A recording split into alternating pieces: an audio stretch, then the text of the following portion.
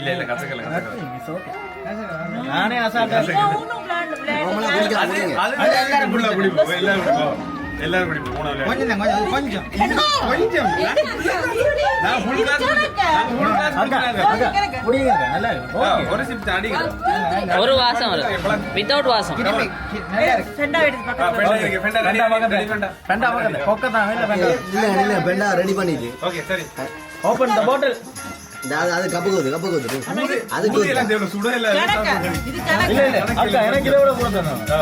okay ready 1 டக்கன முழுங்கிடுங்க